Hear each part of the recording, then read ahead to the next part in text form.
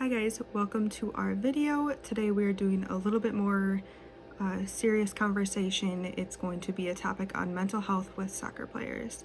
So this is a very important subject. Depression in general affects a large portion of the population. About 18 million adults are affected each year, which is about 1 in 10 people. And it's also the leading cause of disability ages 15 to 44. It's also the primary reason why someone dies of suicide every 12 minutes. So depression definitely affects many people. It's definitely not uncommon to hear if you know someone with depression or anxiety, or if you yourself are affected by it.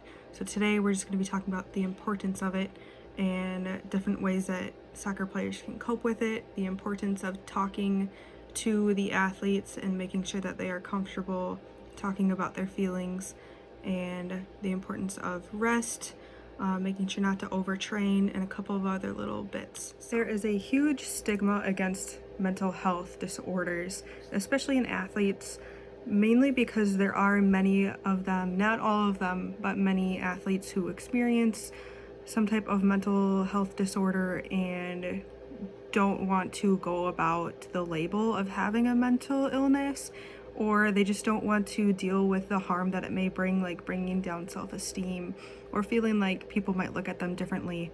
So there is this big barrier, and later I'll share a story about an athlete who experienced this himself. But it is a fact that about 35% of elite athletes suffer from a mental health crisis. This may be due to stress, eating disorders, feeling burnt out, depression, anxiety, so many different things that athletes and really anyone can go through. But I did want to make it clear that if you feel like you are experiencing any of these things, it's definitely okay to go and talk to someone, talk to a health professional, anyone you feel comfortable with.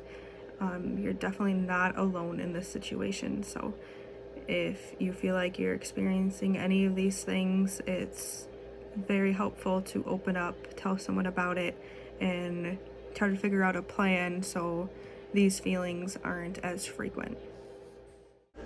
This is the story of Anton Olsen. He is a professional football player who has struggled with mental health problems and finally decided to share his story in April 2020 on the Football Players Worldwide website called FIFPro.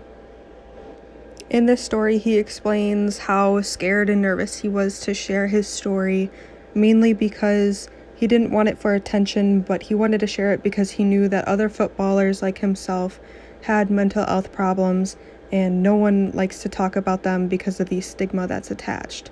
So he said that something that he learned about mental well-being is that talking about your problems is the first step toward making them go away.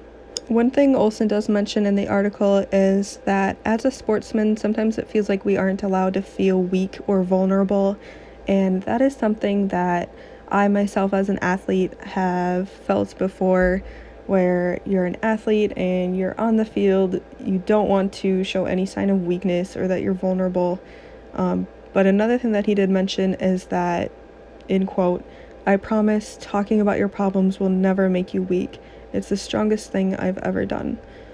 And it's very important to get rid of that mental health stigma, that talking about things that bother you is the only way that you can start to get better.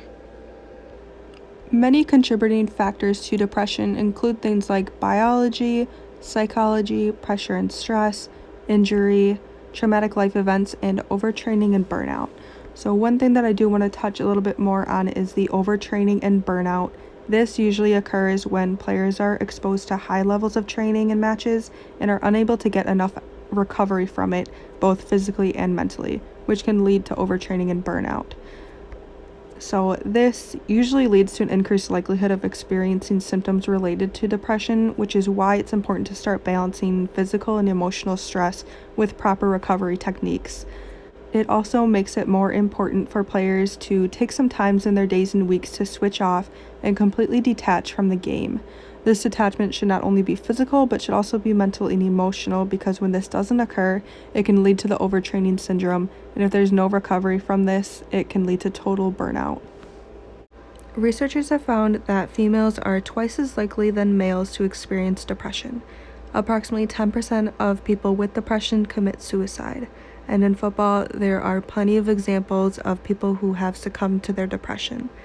This is why it's extremely important to form those proper support structures and have people in place to assist players in dealing with both physical and mental symptoms related to depression or any other mental health disability.